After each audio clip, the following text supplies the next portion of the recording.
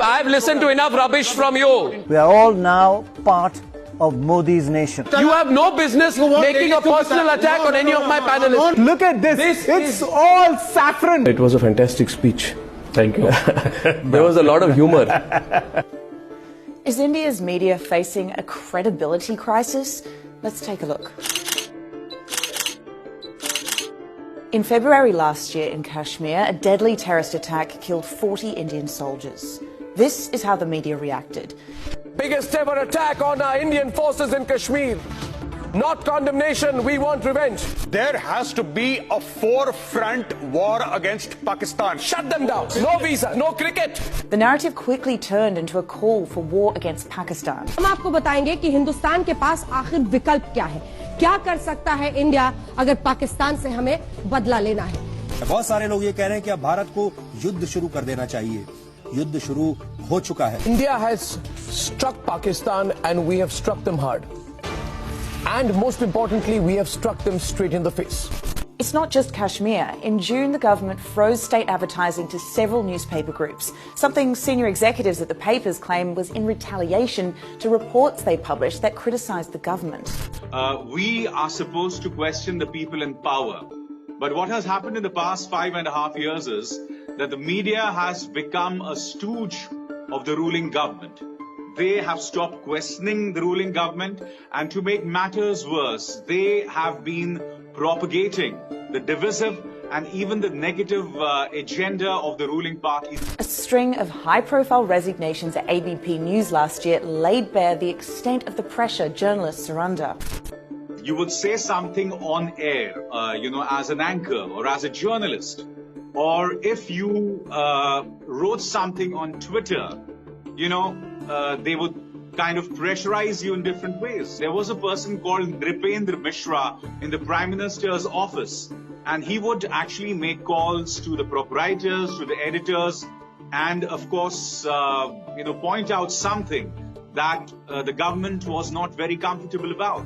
So yes, this government has been working in different ways to pressurize the media. Apisar's exit came a few weeks after the resignation of managing editor Milind Kandekar and anchor Punya Prasoon Bajpai. But you could say the writing was on the wall.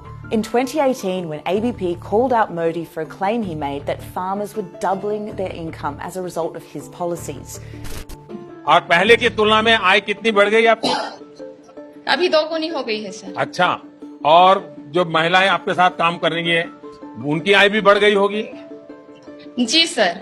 They sent a reporter to interview the farmer who denied it. ऐसी आय नहीं बढ़ी है? No sir, मुनाफा नहीं हुआ है। After leaving, Bajpai wrote an expose detailing the extent of censorship. From being told not to take Narendra Modi's name on my show or show his image on any program critical of the government, to a sinister blacking out of my show Masterstroke, what happened was nothing short of censorship. He goes on to say, the message, sharp and clear, to every news channel was this: go against us and your business will suffer. Threats and violence is becoming a new normal for journalists in India. Around 50 have lost their lives within the last 12 years. The country has slipped in the World Press Freedom Index to 140 out of the 180 countries listed. That's behind Afghanistan and South Sudan. Rigorous journalism is still taking place, mostly through online outlets. I am, in a way, doing 5 shows for 2 digital platforms.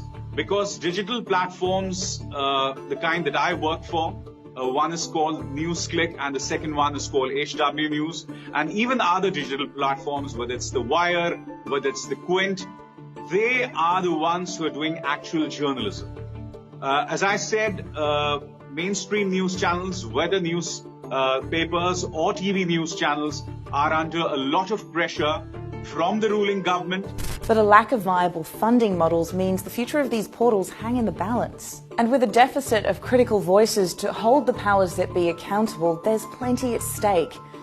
Will a lack of media freedom lead to the death of democracy in India?